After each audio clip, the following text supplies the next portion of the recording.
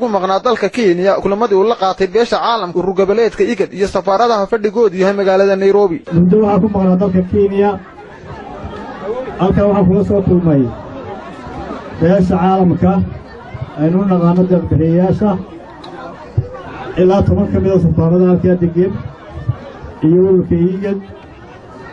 waxaan u mahadnaqayaa dhammaan diblomaasiyiintii la kulmay iyo ururka IGAD soo dhaweyntii diiranayd iyo wadahadalladii meedhalka ahaa inta waan uga mahadnaqayaa.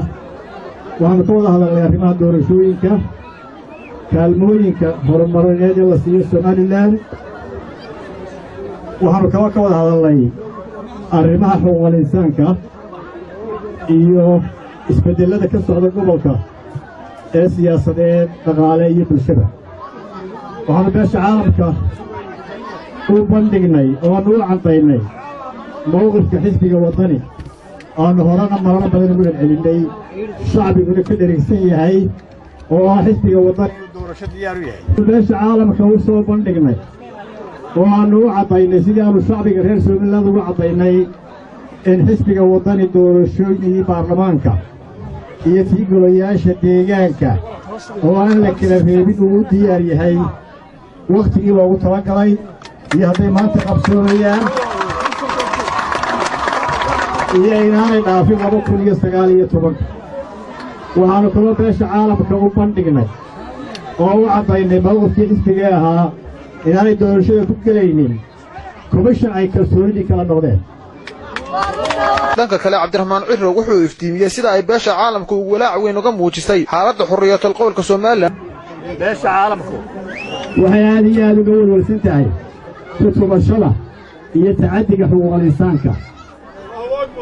aad iyo aad uga walwalsan tahay.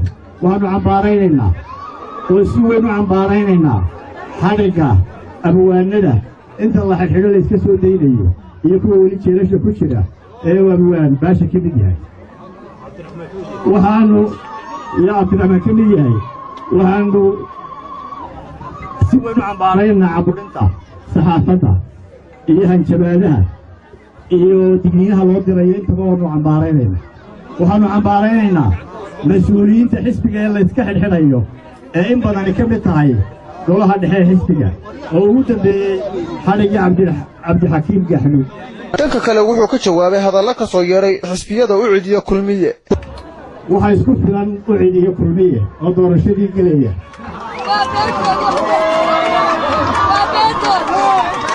waxay leedahay taageerayaasha waddani iyo waddani midna uma baahnin.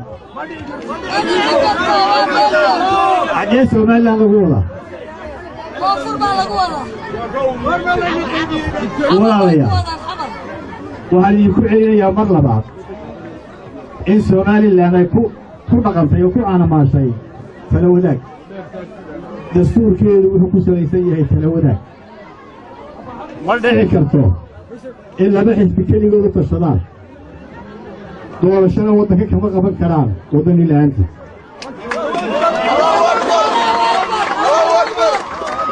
ma dhici kartaa inay dastuur ka tallaabsadaan siday doonaan ay yeeli karaan Muuse iyo Faysal. Warsame Saciid Cali wararka warbaahinta SBC magaalada Hargeysa.